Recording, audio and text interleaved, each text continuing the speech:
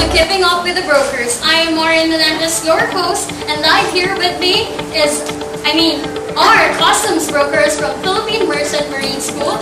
Please help me welcome with a big round of applause, Miss Faith Light Orsaga and Miss Natalie Nancabo. Good morning, everyone. Good morning, Marian. Good morning to all the televiewers. So, now takers, what do you think is the purpose of this implementation of the CFTA, or should we call it RE? That's 10863, right? The Bureau of Customs has been alleged as one of the most corrupt administrative body in the Philippines.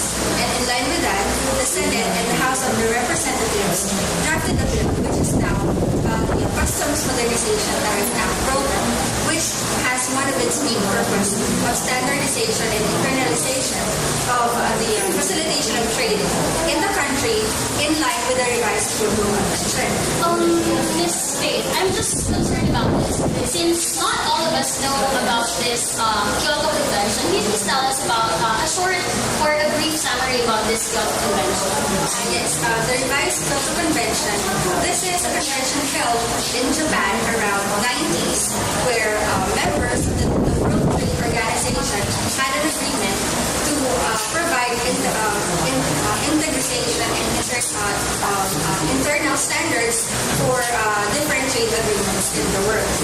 Also, one of the main aims of Customs Modernization Tariff Act is the total elimination of physical contact in every transaction in the Bureau of Customs. The primary consideration of the drafting of the bill, which is now the RA 10863, is that the country's customs laws is not important with the international standards and practices.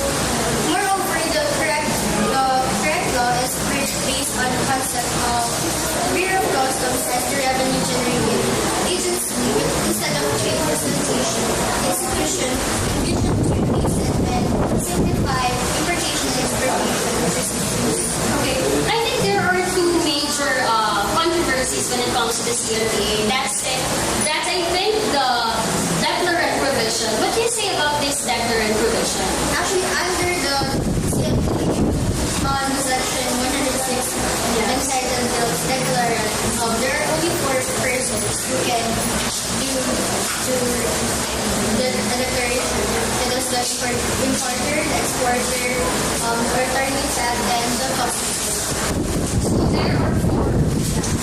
Previously, only customs brokers has the power to process formal entry of the cargo. This is in line with the Republic Act 9280, which provides the legalization of customs brokers to process formal entry.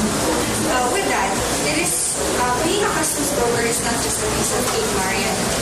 You have to finish a 4-year college diploma program for you to be a customs broker. Plus, you have to take the customs licensure examination. That would be on November, I think? Yes, that Or in November. Yes, that's every November of each year. And the only way for you to obtain that professional standards is for you to pass that licensure examination. Which is definitely not an easy test. And I mean, it's not really easy to take up this course because you are actually taking up accountancy at the same time you are reading different laws, right? You have this thick book, right? Yes, actually, they said that lawyers, doctors, CPAs, those engineers, those are the hardest professions of all. But taking into consideration, customs brokers are law professions. They also have knowledge in accounting. They also have the knowledge of various commodities for us to compute and provide the specific duties and taxes. So we should not look down customs professionals as one of the bottom professions. Definitely, because it really takes guts to be a broker, a customs broker, right? It's 4 years in a row that you are going to study different laws, you are trying to compute different duties and taxes, and it's hard, really. So, I have more questions, and that would be, to the returning resident and personal effects amounting from 10,000 is now increased to 150,000 pesos, exempted from duty. Yes, of course, Maria. Before I answer that question, let me clarify the difference between balikbayan and returning resident. Yeah, there's a big difference between a balikbayan and returning residents.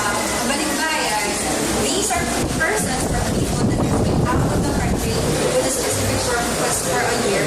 Normally, they do have contracts with the other country to work there. While the returning residents, those are persons that have been out of the country for 6 months with a specific purpose on that specific country. And since they've already fulfilled their purpose, they are now returning to their state, to the Philippines for good and has the intention to reside here. Let me just clarify that they are residents from the Philippines who went abroad to stay there for good or work there for good, and then they return in the Philippines. Not really for good, they do have the intention of going there. And once they have fulfilled the intention of going there, they can already, and they decided to go back there in the country, then that is already considered as returning resident. Okay, can we not call them OFW or the overseas Filipino workers? No, because their intention is not solely for employment. Okay. It could be that they have relatives there, petition them. Okay, yes. So, last two questions. Are you in favor of the CMDA? Then, Center? Actually, it is a yes. It is a yes. It is a yes. In order for us to be in line with other countries' standards regarding the customs laws and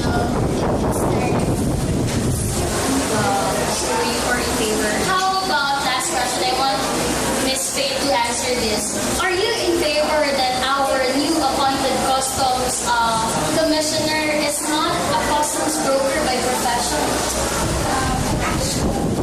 Students and customs brokers or customs professionals should have their rate of any change that CMDA has provided in front of them.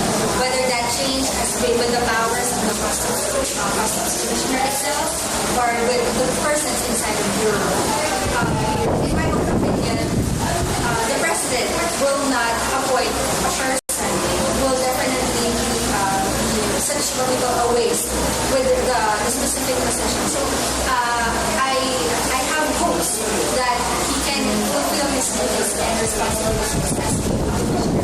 Though he doesn't have the knowledge, but he is surrounded by his deputy commissioners, which should be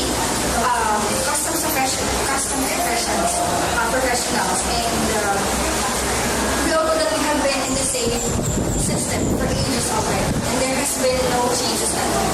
In fact, there were no upgrades that were made. We're just exposed to the controversies and other allegations, promoting that our bureau is just a piece of junk. So why not put a certain person that catches those criminals and put it inside the bureau? Right. So I think everyone is being knowledgeable now when it comes to the CMDA, or so we call it, Republic of 10863. So thank you so much, Ms. Faith and Dana. So do you have anything to say to our viewers? Do you have anything to promote? Thank you for listening. I hope all of you learned something. Thank you so much. Thank you, Maria. Thank you. So this has been Keeping Up with the Brokers. Thank you so much, and may God bless you all.